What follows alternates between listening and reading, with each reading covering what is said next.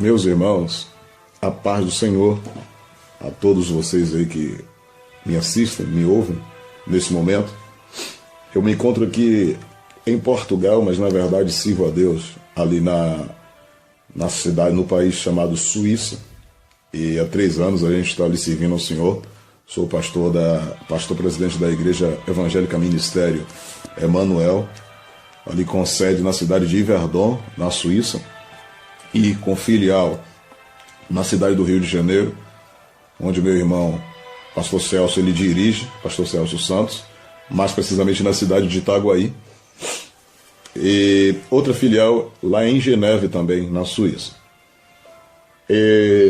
Neste momento eu quero chamar verdadeiramente a sua atenção, porque dessa vez eu não vou pregar, eu não vou fazer explanação bíblica, vou me utilizar de um texto apenas, mas eu quero contar uma experiência que o Senhor me deu no ano de 2011, mais precisamente no dia 9 de outubro de 2011. Mas antes de tudo eu queria ler com você o texto que se encontra no livro da Revelação, Apocalipse, capítulo de número 21 e o versículo de número 4.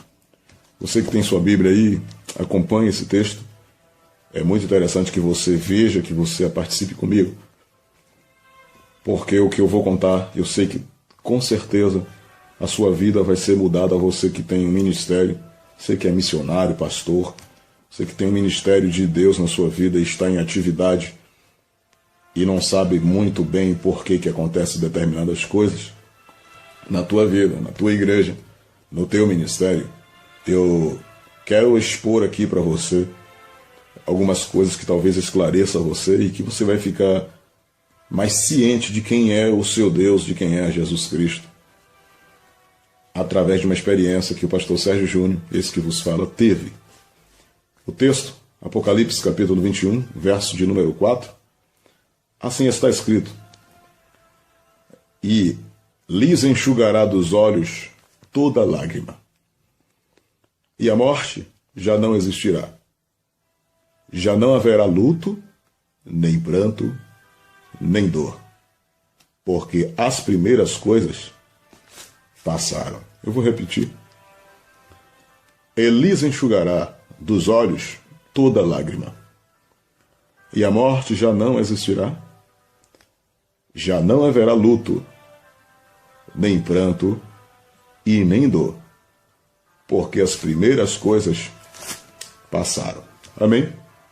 Queridos, para quem não me conhece, é uma rápida apresentação. Eu sou pastor aqui lá na Suíça. Eu estou, na verdade, aqui em Portugal, no quarto de um hotel.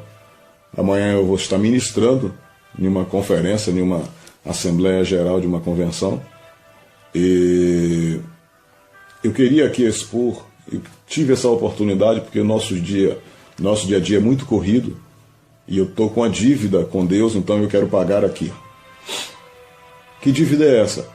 É que o ministério de um pastor, o ministério de um itinerante, ele é recheado de experiências espirituais, de experiências com Deus no ministério.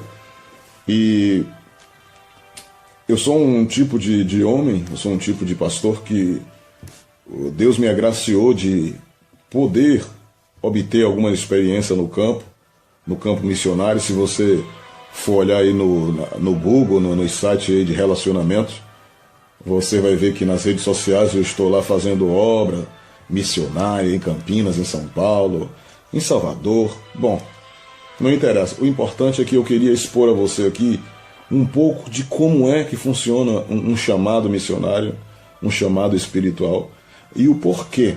Porque às vezes a gente se encontra meio confuso no exercer do ministério. Às vezes a pessoa, o missionário, o profeta, o pastor, a missionária, o diácono, o presbítero, o evangelista, ele está em uma missão, ele não consegue compreender bem o porquê desse chamado. No ano de 2011, eu tinha recém-chegado da Suíça. E eu passei o mês de setembro, outubro, novembro e dezembro em Salvador, na Bahia, Brasil.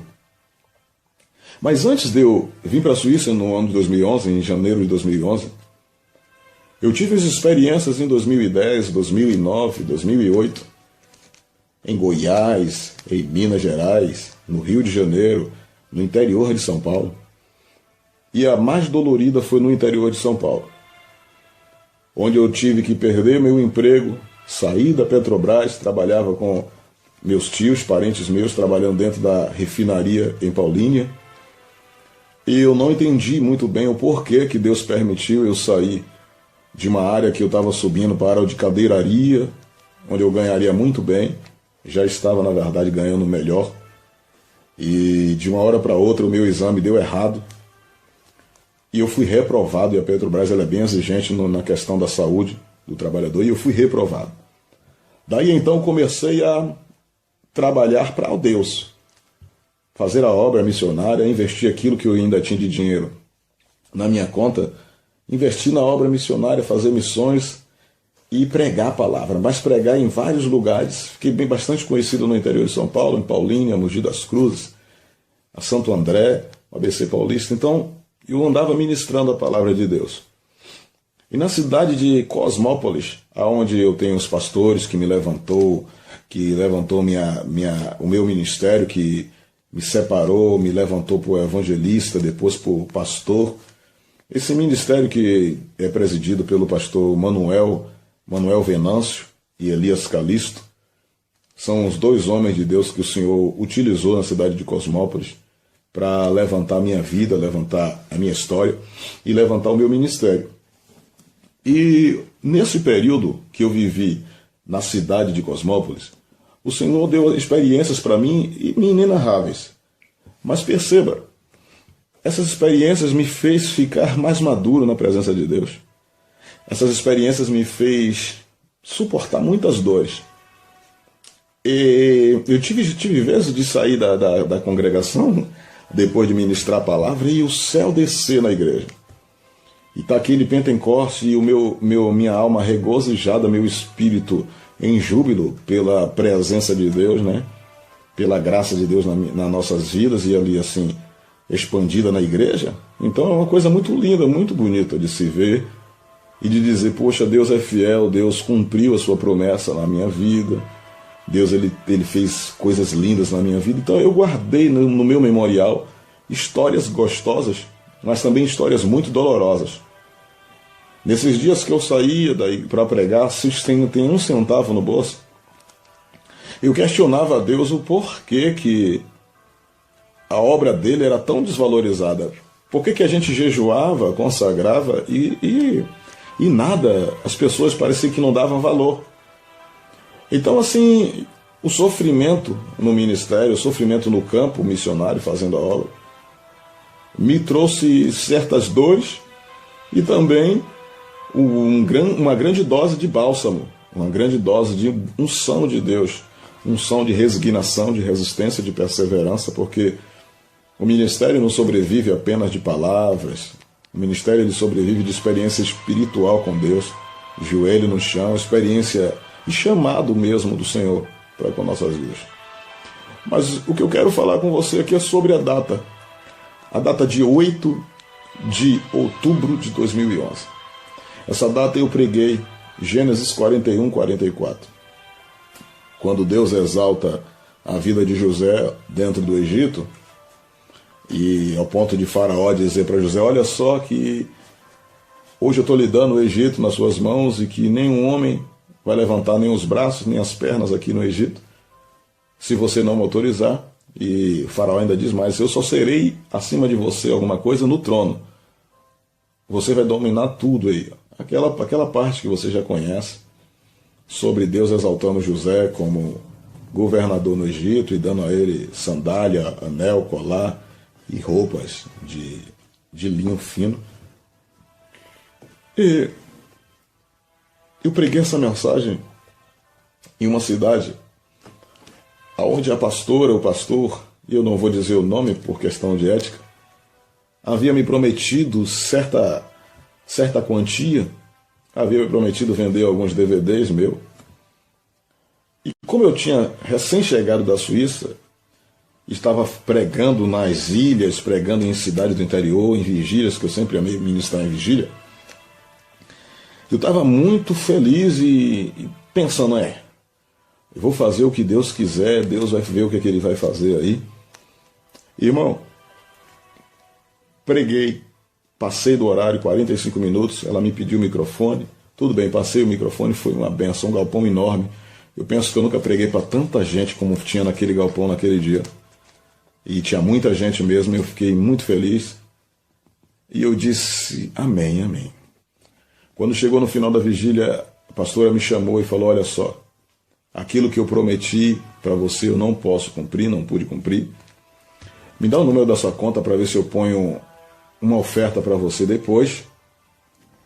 E aquilo me doeu o coração porque eu não tinha um dinheiro de transporte para voltar para casa. E eu estava bem distante de onde eu moro, uma cidade distante, que eu não quero dizer o nome, por questão ministerial mesmo, não vale a pena. Mas eu cheguei em casa, pela graça e misericórdia de Deus que me trouxe até Salvador, até minha residência. E eu tinha pregado no sábado à noite, e amanheceu o dia, era domingo de manhã. E nesse domingo de manhã era o dia 9 já, o dia 9 de outubro de 2011. Eu cheguei em casa nesse 9 de outubro, deitei na cama e muito triste mesmo, porque eu disse, poxa Jesus, o Senhor me levou para a Suíça, o Senhor soprou meu nome naquele país. E agora o Senhor me traz para Salvador de novo. E eu estava próximo a casar, porque eu casaria no final do ano. E nessa data de 9 de outubro, esse domingo, eu muito cansado, muito triste, eu deitei na cama para dormir. Me lembro que eram umas 9 para 10 horas da manhã, quando eu consegui chegar em casa. E dormi bastante. E só levantei em torno de 2, 3 horas da tarde. Levantei e fiquei pensando, mais tarde eu vou para a igreja, porque era um domingo, e como meu pai é pastor em Salvador, eu disse, eu vou lá, vou na igreja lá que meu pai é pastor, só que pensei comigo, meu pai vai me botar para pregar. Bom, eu vou dormir de novo, vou comer alguma coisa, vou dormir, e mais tarde eu vejo se dá para eu ir, ou se não dá para eu ir, se dá para eu não ir, se eu não vou. E fiquei, irmão. Dormi e esperei o que ia se suceder. Esperei o que ia acontecer. E como eu não tinha muita perspectiva de ir para esse culto à noite, fiquei pensando. Comi alguma coisa, me deitei de novo. E tive um trabalho para pegar no sono de novo, mas estava muito angustiado, o coração muito triste mesmo, decepcionado com o ministério que Deus me deu, a chamada para pregar. Confesso que pensei em desistir de ministrar a palavra, e nem força para orar eu tinha, já estava pernoitado da vigília, e só me vinha no pensamento, eu não nasci para ministrar, para fazer a obra. Eu penso que isso é só coisa de fogo de palha, como o texto está dizendo, que com o tempo as obras se revelariam. Através do fogo ela seria revelada, será de palha, de feno, de madeira, ou de ouro ou de prata. E pensei, o negócio é eu buscar o emprego e parar. Ir para a igreja simplesmente como um membro comum. Na época, então, eu era evangelista, e eu disse, eu vou ser o evangelista normal, vou ficar na igreja normal, e vou ajudar meu pai em Salvador, vou casar e vou ver o que é que vai acontecer da minha vida. E nesse mesmo dia, 9 de outubro, eu deitei, não me recordo a hora que eu deitei, mas eu dormi, consegui dormir, e eu me lembro que era 10 para as 8 da noite, quando eu me levantei, quando eu acordei. E eu olhei para o relógio, sem acreditar que eu tinha dormido aquele período todo, e com a forte dor de cabeça, uma angústia muito forte no peito, porque eu não tinha contado para o meu pai, pastor Sérgio Santos. Ele já tem tanto problema, então eu fiquei quieto, deixei meu pai e não contei nada para ele o que tinha acontecido na cidade que eu tinha ido pregar. Mas como eu estava me preparando para fazer o casamento, eu tinha que ter alguma coisa. E como eu não tinha dinheiro, eu fiquei muito angustiado, fiquei muito triste. E disse, esse negócio de viver da fé, viver da obra é complicado. Queridos, quando eu levantei, eram 7:50. E eu vou te dizer, eu levantei, fui na cozinha da minha casa. E quando eu retornei, eu fiz simplesmente isso que eu vou fazer.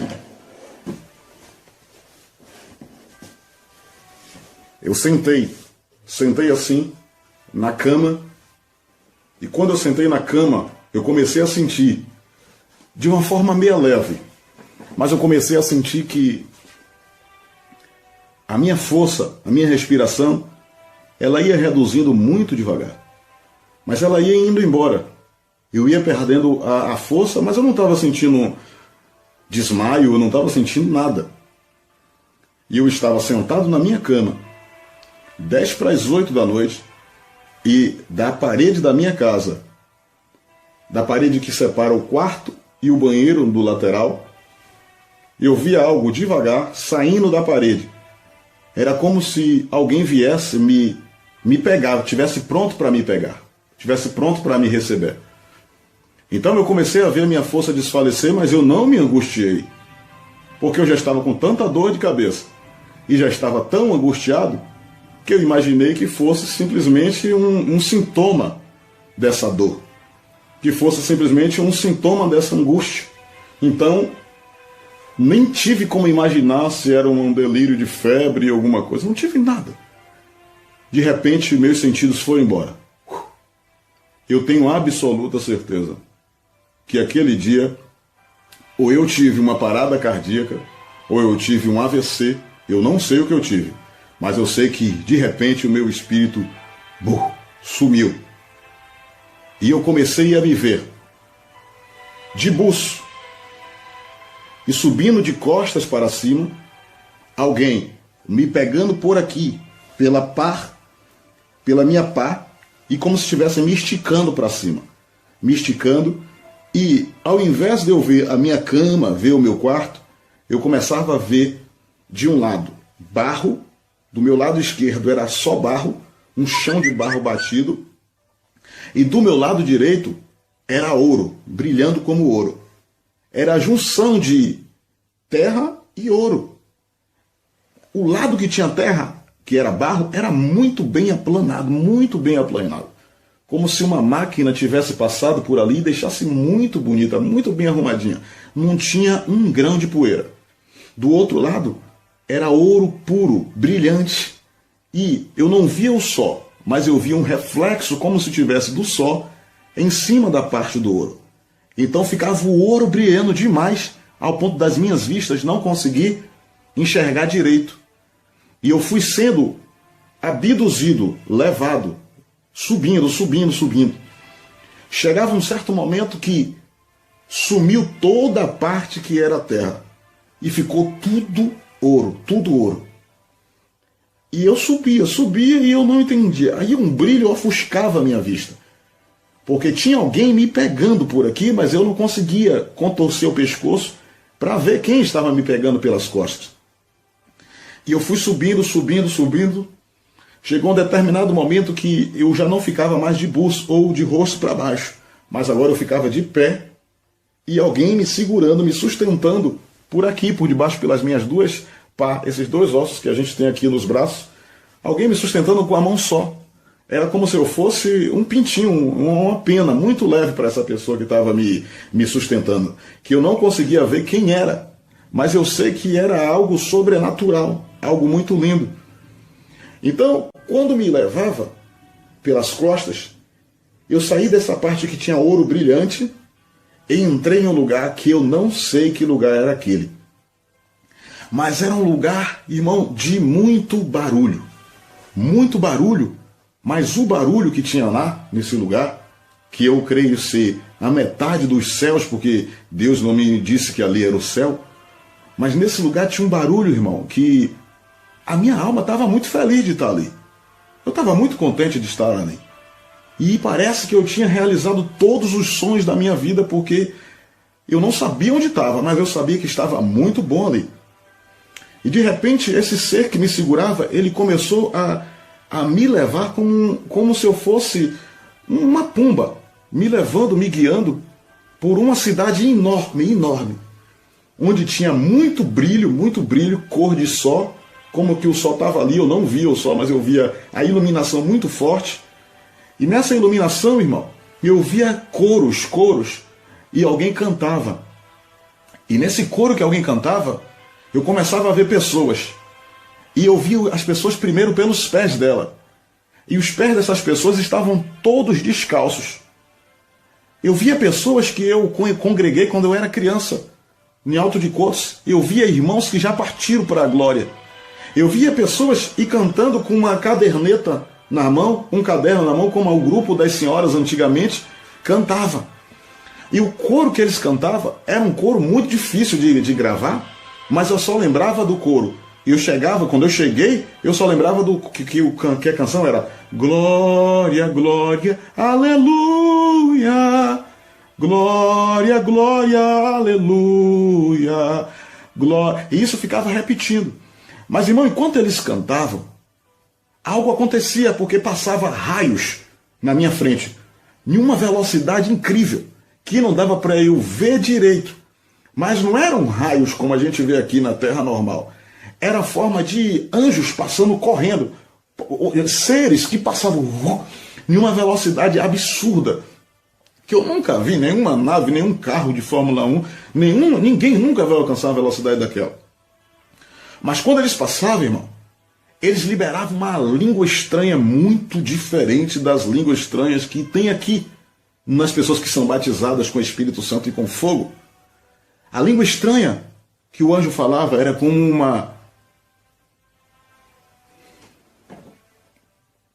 era como se fosse uma vitamina para mim. Quando ele passava, eu ouvia em um fundo os irmãos louvando, e os anjos passavam na frente com uma velocidade tão grande, e eles largavam como se eles estivessem passando só para me dar alguma coisa. Passava e falava algo, passava e falava algo. E o mais interessante, eu não falava com a minha boca. Eu estava lá, mas a minha boca não funcionava. Tudo eu falava aqui dentro. Eu sentia bem aqui, debaixo da nossa caixa, onde está o nosso coração, aqui na entrada do nosso estômago. Eu sentia bem aqui. Quando eles passavam, era como se eles estivessem dizendo assim, eu não sei, mas era como se eles estivessem me rebocando uma parede, jogando uma massa na parede. Porque quando eles passavam, eu tinha um impacto muito forte. Eles passavam, eu sentia bum. Eles passavam e largavam a língua estranha, eu sentia bum. E eu confirmava falando em língua estranha, mas não com minha boca. Eu falava aqui dentro. Eu nunca vi uma coisa dessa. E eu dizia assim, aqui dentro, eu dizia assim, meu Deus, que língua estranha linda. Mas que unção esses anjos têm? E quem estava me segurando pelas costas, que eu não conseguia ver, falava comigo, isso é você que está sendo fortificado. Isto é eu que estou recheando o seu espírito, eu estou fortalecendo o seu espírito. E eu queria fazer assim com a cabeça para ver a pessoa. E eu não conseguia fazer nem 2 graus, nem para a esquerda, nem para a direita. Os meus olhos estavam limitados a virar. Nós aqui na Terra, né, nós viramos assim, ou então vemos o fundo lá. Lá não conseguia ver. Quando eu ia tentar ver, tinha um pano, um tecido branco que ficava aqui, parecendo que a mão dele estava aqui, e o tecido branco atrapalhava de eu ver. E eu muito curioso, querendo ver, mas eu só via um pano, um certo pano. E na hora que eu virava para ver cá, o pano passava para o lado de cá. Então se eu virasse o rosto, independente do lado que eu virasse, esse pano estava tapando a minha visão. E eu saí dali e ele começou a me subir mais. E ao invés de eu ver agora os irmãos através dos pés, eu agora vi os irmãos através da cabeça. E era como se eu estivesse em um nível mais alto. E eu começava a observar tudo naquela cidade. Mas, irmão, quando eu digo observar tudo, eu observava apenas um brilho enorme de luz no lugar. E ele só deixava eu ver o que ele queria que eu visse. Mas nada que eu não pudesse ver, ele não deixava eu ver. Então ele me levou, e quando ele me levou, me botou de frente de um rio enorme. Eu digo que é um rio, mas eu mesmo nem sei definir o que é. Porque era um lugar enorme, muito grande. Aonde tinha, irmão, uma água azul cristalina. Um lugar plano, calmo, longo, como se fosse desenhado. Mas não tinha uma sombra de vento no lugar. Nada balançava a água. E ele me fez colocar os pés na beira desse rio. O terreno parecia areia, mas quando eu pisava eu não sentia como areia. Então alguém chegava para mim e dizia: "Ah, você está feliz? Eu ainda nem lhe mostrei nada. Isso aí? Você ainda não viu foi nada. Amanhã eu vou lhe mostrar o peixe do Rio Azul." E eu falava: "Peixe do Rio Azul?" Muito encantado. "Sim, amanhã você vai ver o peixe do Rio Azul." Aí a pessoa que tinha me deixado em pé lá me pegou de novo pelas costas, irmão, como se eu fosse uma estátua imóvel. Eu não conseguia fazer 360, 180, não tinha como. Então me pegou de novo. E quando me levantou dessa vez, eu já não vi mais o Rio Azul. Eu já vi a Argentina. E quando eu vi a Argentina, eu vi o meu irmão, que é pastor no Rio de Janeiro, pregando. Eu não sei o que ele pregava, mas eu vi ele com a mão assim, e a mão dele que ele fazia era uma mão com roupa branca. E ele estava pregando em espanhol. E eu não sabia porque eu não sou bom de espanhol, não conheço muitas palavras de espanhol. E ele estava pregando em espanhol na Argentina. E eu não sei realmente qual era o sentido de Deus me mostrar, me tirar daquele lugar e me dar a visão lá nesse país.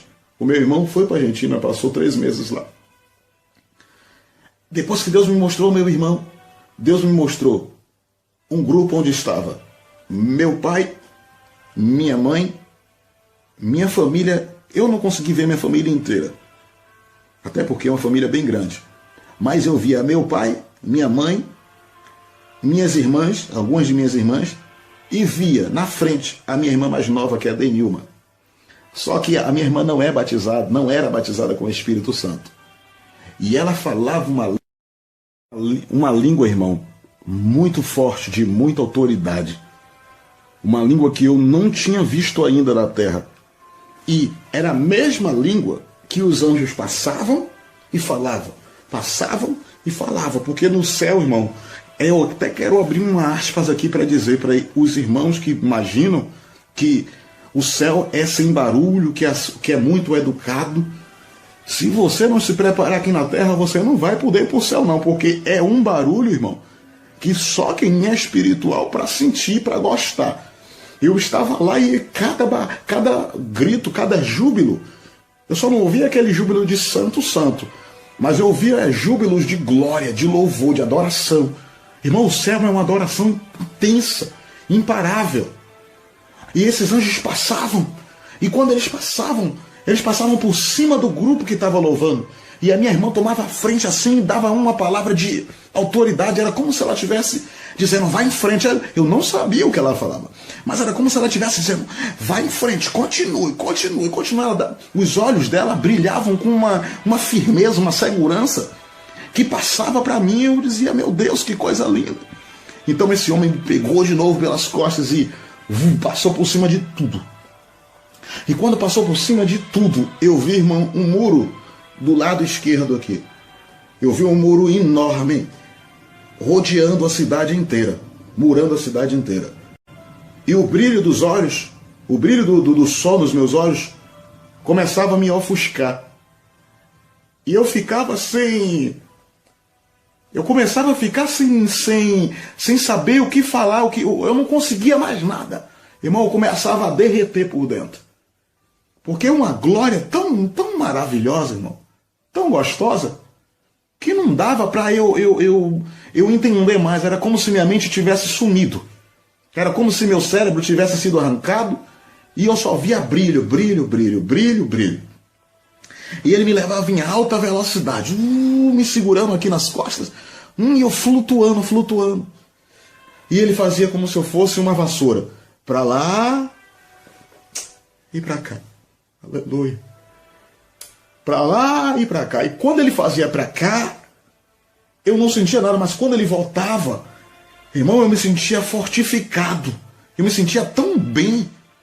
Eu me senti tão bem, tão bem, tão bem, que era como se eu tivesse perdido todos os meus sentidos lá no Espírito. Eu estava navegando de uma forma tão linda, irmão, na presença, naquele sentimento de glória que eu tinha ali, que eu queria estar ali para o resto da minha vida. E ele tipo me sacudia, era como se eu estivesse me renovando, me enchendo de novo. Para lá e para cá, para lá e para cá. E chegou uma hora que ele parou de frente a uma tela. E a tela estava escrito embaixo assim, REC, como que estivesse gravando um vídeo. E nessa hora que ele me botou na frente da tela, ele me paralisou de novo, da mesma forma que eu fiquei paralisado na frente do rio. E na frente dessa tela, irmão, vinha um monte de vultos. Se abriu um telão, um mundo inteiro. E era como se eu pudesse dali ver o planeta inteiro. E via muitos vultos pretos vindo. Muitos vultos vindo parecendo caveira. Vinha como se forma de caveira. E vinha correndo e um vinha com um fuzil. E saía matando outro vulto. Depois vinha uns com a faca, mas a gente não via a faca correta. A gente via o vulto da faca. Eu sei que eram sombras. Eram vultos negros que vinham se contorcendo, e você só via eles matando, eles fazendo algo para matar, destruindo, matando. E quando ele vinha, outros caíam. Eles vinham derrubando e tinha um monte de vulto preto caído no chão. E esses vultos pretos vaziam um monte enorme, enorme, enorme.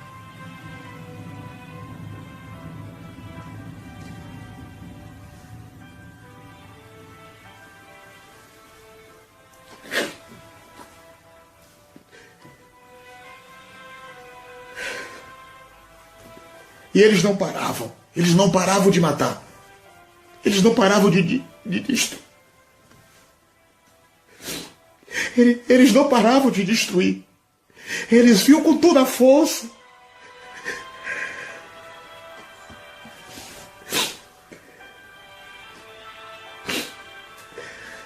Eles não paravam. E eles não se conformavam enquanto eles não matavam. E batiam, até aquele que estava parar de se balançar. E quando parava de se balançar, eles iam. E vinha mais. Irmão, em alta velocidade. Era como se você visse todas as pessoas que estavam morrendo naquele momento. No mundo inteiro. Todos os vultos, todas as almas que estavam morrendo. E eu pensei comigo, por dentro de mim, será que ali é o inferno? E aquela voz falou aqui para mim, não, aqui não é o inferno, isso não é o inferno. E de repente, irmão, ele me permitiu, ele levantou um pouco o lenço, a aba do seu vestido. Ele me permitiu ver. E tinha uma cadeira, irmão, uma cadeira do lado esquerdo, aonde a tela estava aqui na minha frente. E ele me permitiu virar algum pouquinho para o lado esquerdo.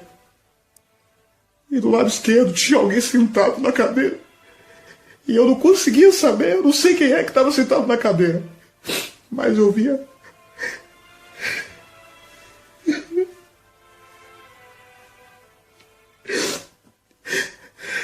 Eu tenho que contar.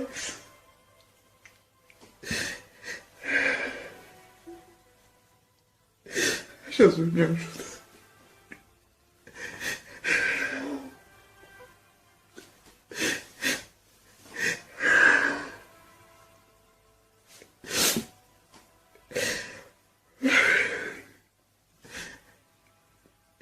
Na cadeira tinha alguém sentado, e isso aqui era muito branco, tinha muita luz branca assim em volta. E a mão dele estava sobre o rosto assim. E ele virava em direção à tela. E quando ele olhava para a tela, ele chorava.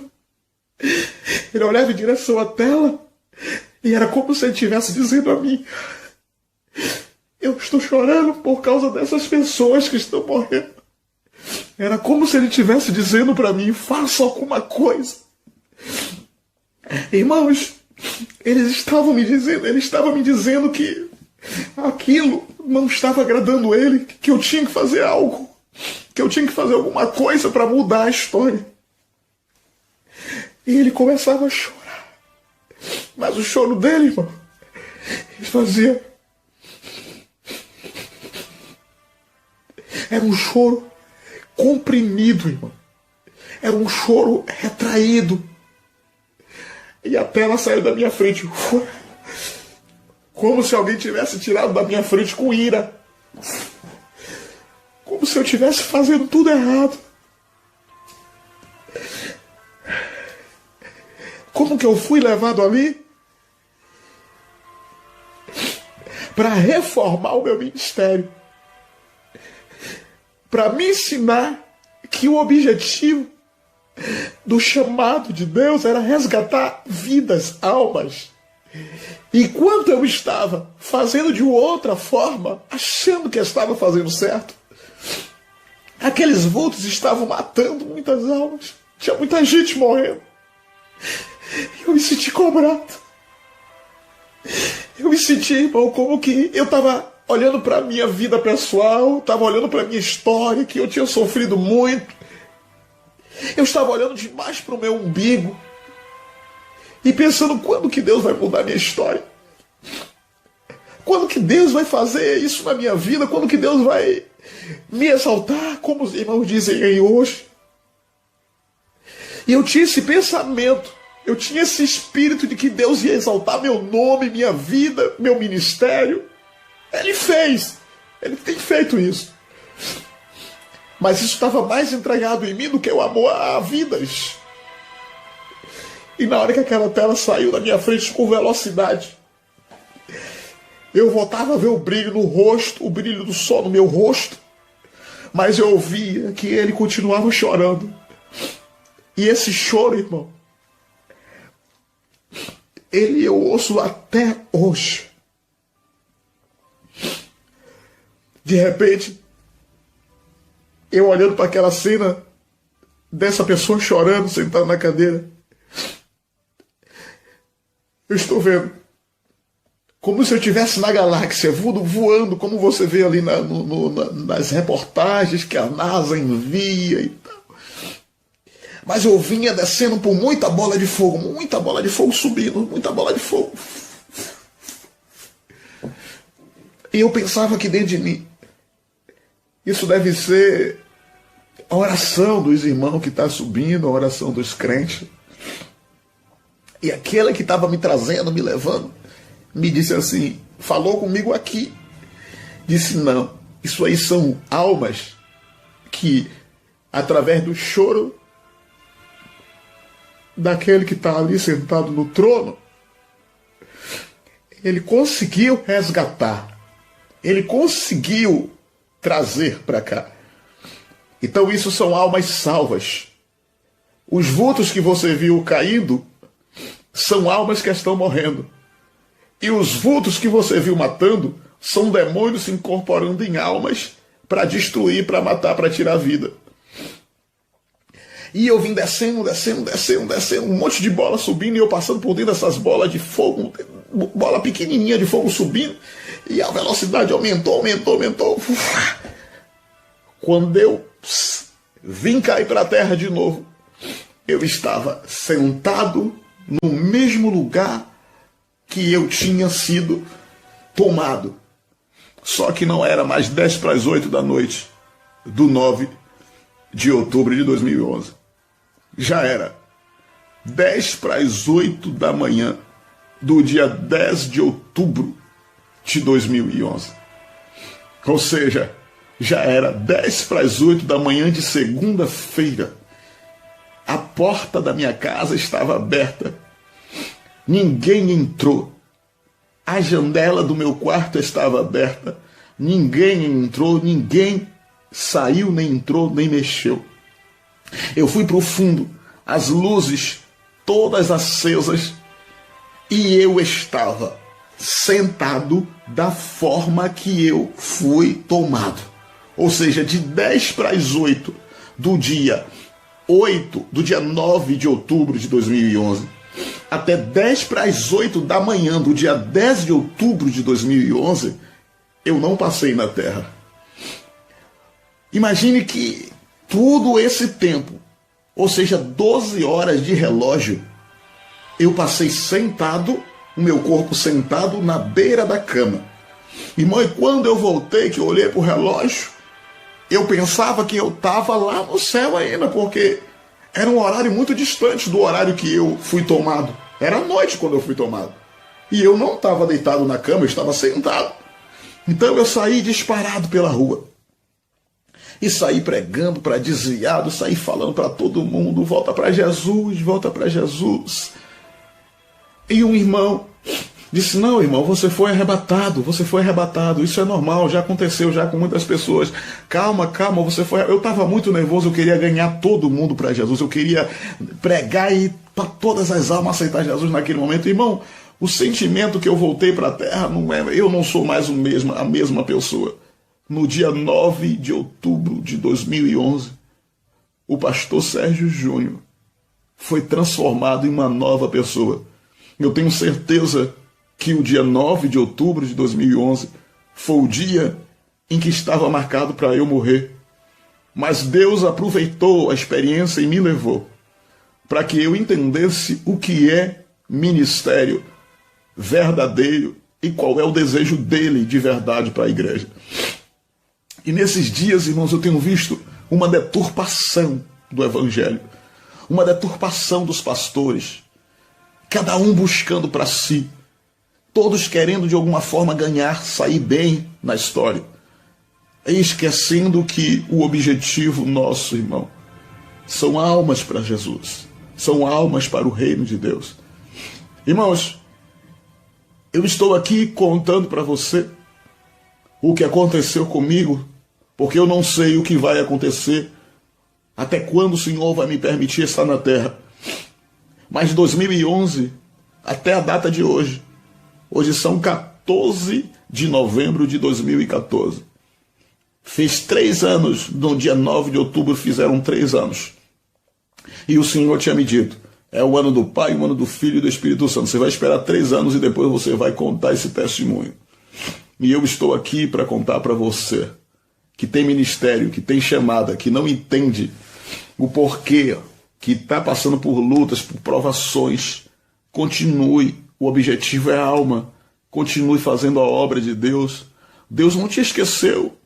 No momento certo você vai ser revelado, Deus vai revelar a você o porquê de tudo, para o seu ministério ser desenvolvido. Mas por favor, irmão, continue fazendo a obra de Deus. E saiba, o objetivo é a alma, irmão. O objetivo é buscar vidas para o Senhor. Irmão, não navegue pelo orgulho. Não navegue, não entre nessa linha de querer que seu nome seja honrado, que a sua família seja honrada, exaltada. Irmão, não queira estar aparecendo no Facebook, não queira estar aparecendo nas redes sociais como que você é o tal, é o fulano de tal. Isso Deus faz também. Mas o objetivo, irmão, é alma para Jesus. Eu queria deixar você consciente de que o que o Senhor quer de nós é que nós ganhemos alma para Ele. E a gente está se perdendo. As igrejas estão se perdendo. O orgulho está entrando na igreja. E muitas almas estão perecendo. Eu sou pastor presidente da Igreja Evangélica Ministério Emanuel. E o Senhor me deu 3 diretivas para essa igreja. A primeira diretiva é edificar vidas, conduzir famílias e potencializar ministérios. Mas nesse edificar vidas e conduzir famílias está mais a nossa determinação, a nossa aplicação. É mais para edificar as vidas das pessoas, conduzir famílias, resgatar elas.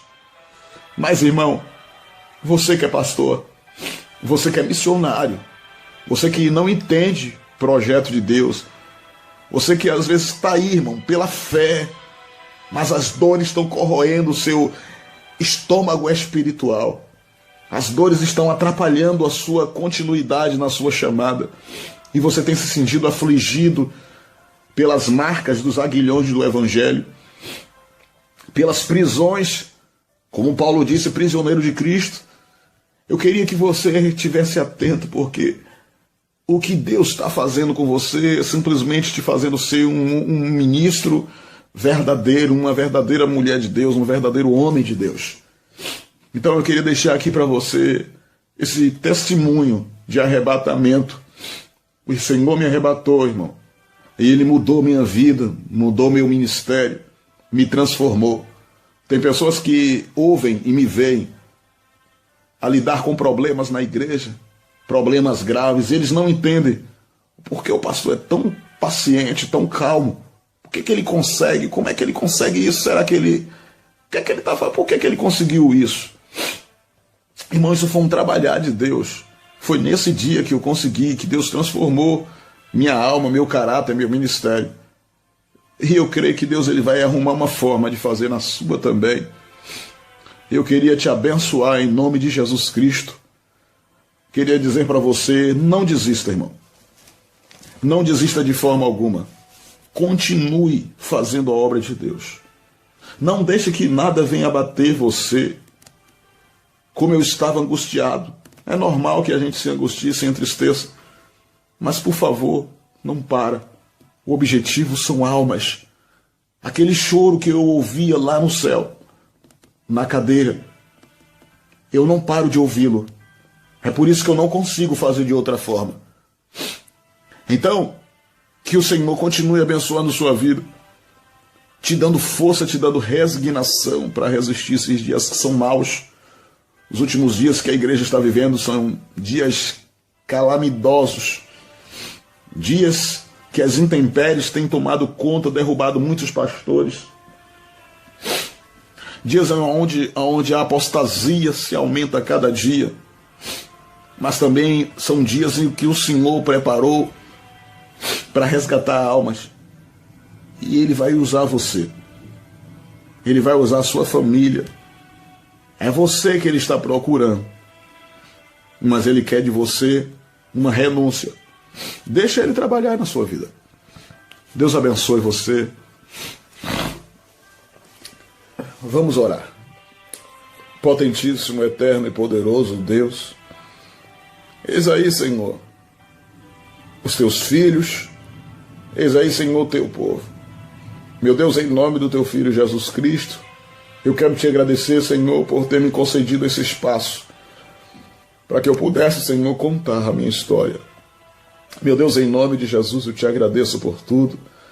Meu Deus, instrua este moço, instrua essa moça, esta jovem, esta senhora, que faz a tua obra, Senhor, e talvez esteja angustiada, talvez esteja, Senhor, com o coração dolorido, sem entender, Senhor, o porquê de tanto sofrimento, de tanta amargura. Meu Deus, em nome do teu Filho Jesus Cristo, Senhor, abençoa, Senhor, instrua, esclareça, meu Pai. A tua palavra nos diz, Senhor, que tu esclarecerá.